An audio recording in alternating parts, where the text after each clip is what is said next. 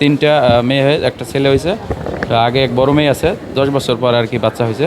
টেনশনও হয়তো আবার ভালো লাগছে, ভাবতাম যে সবাই সুস্থ থাকবে কিনা। তা আলহামদুলিল্লাহ সবাই সুস্থভাবে দুনিয়াতে আইছে, অনেক খুশি। আমি সৌদি প্রবাসী। এখানে 14 তারিখ এই মাসের আমার 4টি বেবি হয়েছে, 3টে মেয়ে 1টি ছেলে। সবাই ভালো আছে, সবাই দোয়া করবেন। আর এখন আমরা বাচ্চা হওয়ার আগে জানতাম না 4টা বাচ্চা হবে জানি, কিন্তু কি হবে জানতাম না। এখানে সিজার করার পর জানতে পারছি একটা ছেলে 3টা মেয়ে। এখন সবাই ভালো আছে, আপনারা সবাই দোয়া করবেন।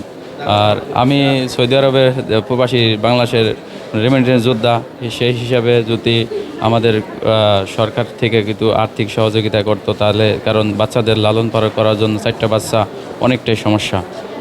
আমি দেশের বাড়ি ফরিদপুর, কিন্তু এই বাচ্চাদের কারণে আমি ঢাকা রুম নিছি, কারণ এদেরকে প্রতি মাসে 3-4 বার এখানে নিয়ে আসতে হয় এখানে দেখানোর জন্য। তাই গ্রাম থেকে এটা হয় না, এজন্য এখানে রুমও নিছি। এমন অনেক টাকা খরচা হয়েছে এখানে, আমার অনেক টাকা খরচা হয়ে গেছে। তো সবাই দোয়া করবেন, আল্লাহ জানি এদেরকে আমি মানুষ করতে পারি। তো এখন আমার 3টা মেয়ে হয়ে একটা ছেলে হয়েছে। আগে এক বড় মেয়ে আছে, 10 বছর পর আর কি বাচ্চা হয়েছে, দ্বিতীয় বাচ্চা। এখন 4টা মেয়ে একটা ছেলে। এই 3টা মেয়ে একটা ছেলের নাম কি রেখেছেন? নাম রাখছি, ছেলের নাম আবরার হাসনাত, মেয়ের নাম নাফিজা তাবাসসুম, নাফিসা তানজুম, আর নুসাইফা ইসলাম।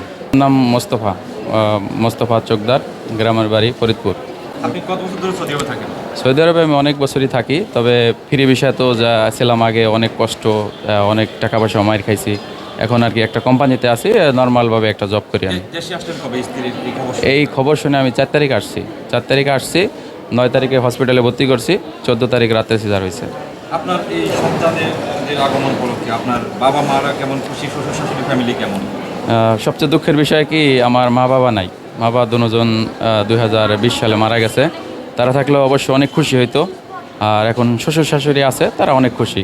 আমার ফ্যামিলিতে আরও যারা আত্মীয় স্বজন আছে সবাই খুশি। আল্লাহর অশেষ মেহেরবানিতে আল্লাহ আমাকে 4টা বাচ্চা দিয়েছে, আলহামদুলিল্লাহ আমি অনেক খুশি। সবাই সুস্থ আছে, দোয়ায়, সবাই দোয়ায়।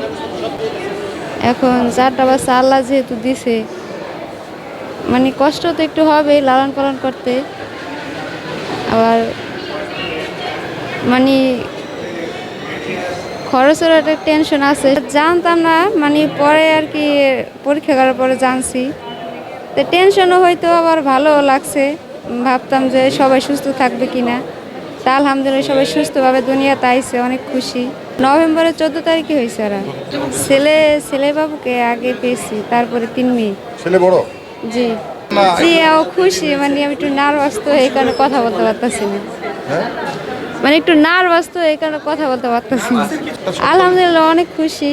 আবারও মানে লালন পালন করতে একটু কষ্ট হবে, এই জন্য একটু টেনশনও লাগতেছে, 4 বাচ্চা যেহেতু। শারীরিক অবস্থা ভালোই, মানে এখনো ভালো আছে, খুশি আছে আলহামদুলিল্লাহ। তারপরে টেনশন তো লাগেই, 4 বাচ্চা যেহেতু। সুস্থ থাকার ব্যাপারটা নিয়ে সুস্থ আছে, হ্যাঁ, আবার খরচের বিষয়টাও আছে।